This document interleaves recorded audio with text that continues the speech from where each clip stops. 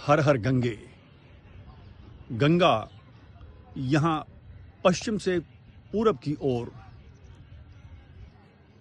प्रवाहित होती हुई यह स्थान बिहार का मोकामा नामक शहर। यहाँ गंगा में आपको पूरे भारत, विशेषकर भारत के उत्तरी हिस्से का पूरा दृश्य दिखाई देगा। यह गंगा गोमुख गंगोत्री से उतरती हुई भागीरथी के नाम से आगे चलती है देवप्रयाग तक। उधर अलकनंदा बद्रीनाथ से निकलती है और आगे कर्णप्रयाग में मंदाकिनी से मिल जाती है। वही मंदाकिनी जो केदारनाथ के आसपास से निकलती हैं। और कर्णप्रयाग में अलकनंदा और मंदाकिनी के मिलन के बाद यह नदी आगे अलकनंदा के नाम से चलती है और देवप्रयाग में भागीरथी से मिलकर यह देवप्रयाग से आगे गंगा कहलाती है। और ऋषिकेश, हरिद्वार और आगे बहती हुई प्रयागराज, काशी होती हुई यहां तक आ रही है। आप जो सामने देख रहे हैं गंगा का दूसरा छोर, यह मात्र गंगा का 1/3 हिस्सा है, क्योंकि उस छोटे से टापू के बाद 2/3 चौड़ाई और बाकी है गंगा की। गंगा विशाल हो जाती है बिहार में। अब देखिए पूरे भारत का दृश्य आपको यहां दिखाई देगा। शिप्रा नदी इंदौर उज्जैन से बहती हुई आगे चंबल में मिल जाती है। चंबल यमुना में मिलती है और यमुना गंगा में मिलती है। यहां शिप्रा का जल भी अवश्य प्रवाहित हो रहा है। उसी प्रकार अमरकंटक, जहां से नर्मदा भी निकलती हैं और सोन नदी का भी प्रवाह वहीं से होता है आरंभ।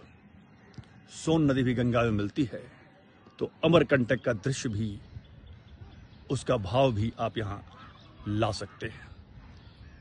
सरयू नदी भारत और नेपाल की सीमा से आगे बहती हुई अयोध्या होती हुई फिर आगे सोनपुर के पास गंगा में मिल जाती है।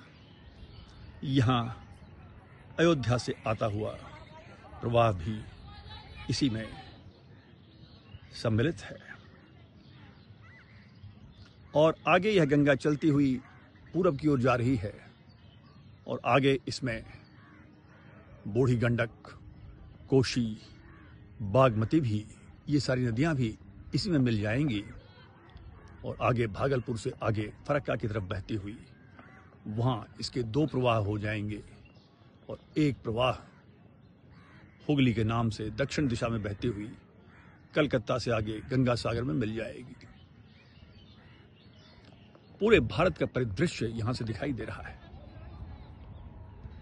वह चाहे मध्य प्रदेश हो या राजस्थान, उत्तर प्रदेश और आगे बंगाल से आगे या बंगाल की खाड़ी में, पूरे भारत का परिदृश्य प्रस्तुत करती हुई इस गंगा की स्तुति सुदूर केरल में कालाडी में जन्मे आदि शंकराचार्य ने भी गाया।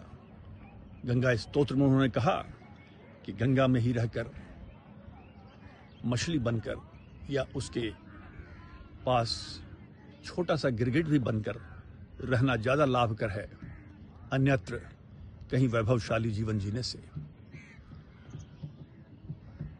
तिरुचिरापल्ली में पल्लवित हुए यामुनाचार्य, जो बाद में विशिष्टाद्वैत के प्रवर्तक रामानुजाचार्य को भी मार्गदर्शन दिया, यामुनाचार्य तिरुचिरापल्ली से गंगा दर्शन के लिए चल पड़ते हैं और काशी में गंगा दर्शन कर आह्लादित हो जाते हैं।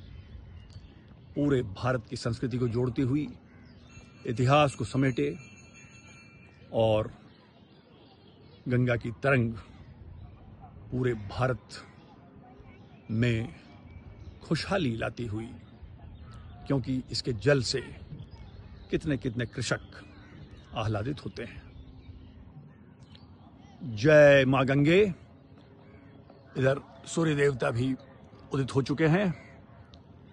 हर हर गंगे, हर हर गंगे।